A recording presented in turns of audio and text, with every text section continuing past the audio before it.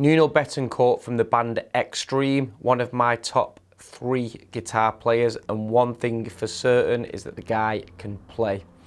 Check out some of Extreme stuff and listen to how melodic his playing is and how fast his playing is as well, while still being melodic. This session is all about the best lesson that I learned from studying Nuno Bettencourt's guitar technique, from learning some Extreme songs, watching live videos of him playing, and just kind of utilizing my ear and trying to recreate some of the sounds that he created. It's quite a short one. It's a two-parter.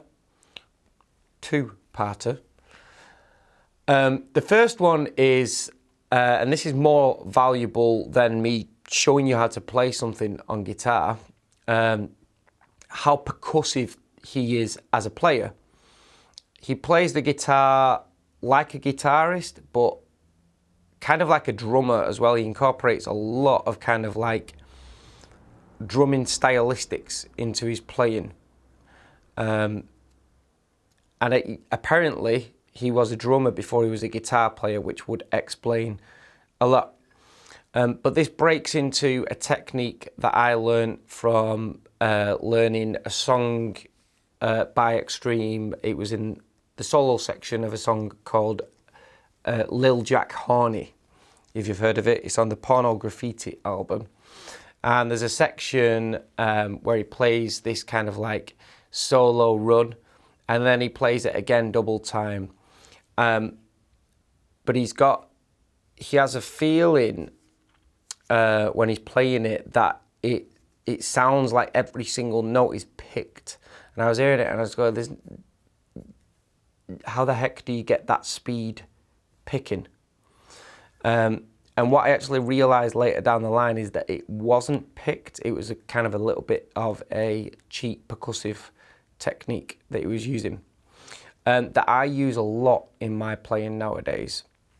And the technique basically is, you want quite a lot of drive and distortion on your guitar for this, and it does help if you have compression as well, quite heavy compression on your guitar settings. And basically what you want to be doing is, if you imagine like playing something and moving your fretting fingers in a pattern. So say for instance I was doing this. I've got the volume rolled down at the minute, but I'll roll it up in a moment. So imagine picking it such as that, and then do that, but don't pick it, as opposed to doing that, kind of palm mute the strings very lightly, very, very close to the bridge, so you only just palm mute him and let your fingers just move, basically. Hammer on like a drum, kind of staccato-y, so broken up, kind of like this.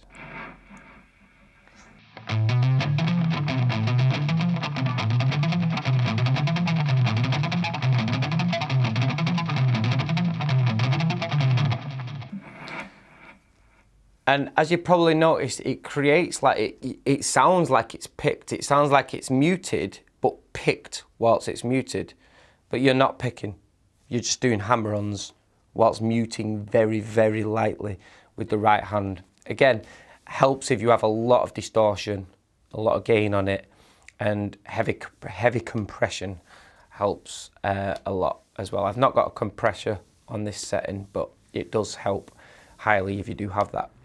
And then the other part that I found very useful of his playing, that I 100% use all of the time, is learn to arpeggiate. He uses arpeggios a lot in his playing, particularly string skipping ones.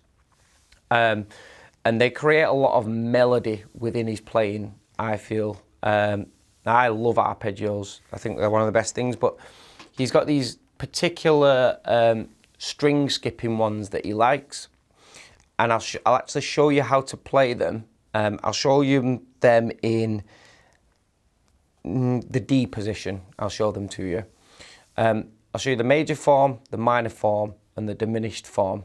And then all you've got to learn to do from there is learn how to utilize them within different keys and how they can relate to each other, basically. So the major one, if I was playing it in D, I'd start on the D string and I would use my second finger, 12th fret. Then first finger, 11th fret on the G string. Then you've got the option of using your little finger or your third finger on the 14th fret of the G string, same string. Then you skip a string and the first finger on the 10th fret. And then same string, 14th fret, so high E string. And it's just combine those notes in whatever order you want.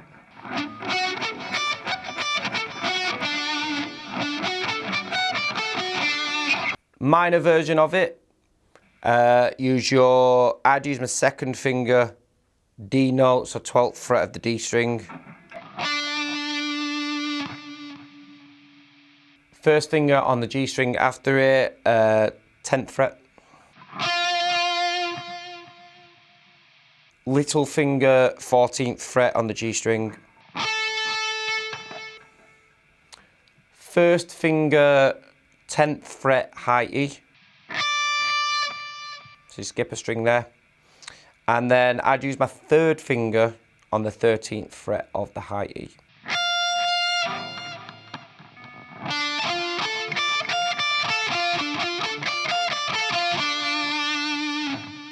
Now the one that I absolutely love, because I love the dark sound of it and the difference from this one, this is the diminished one.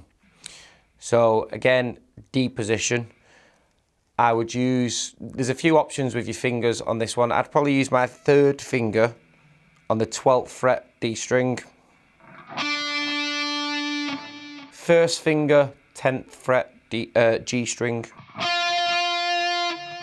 And then your little or your third finger on the 13th fret of the G string. Then skip a string, first finger, 10th fret of the high E. And then third or little finger on the 13th fret of the high E.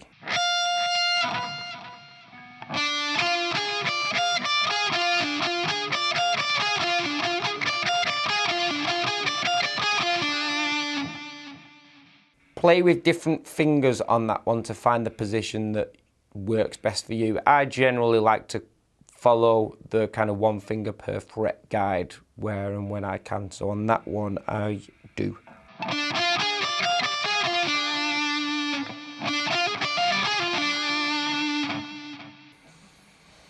And that's it basically. So learn to try and kind of get that palm muted sound that sounds picked.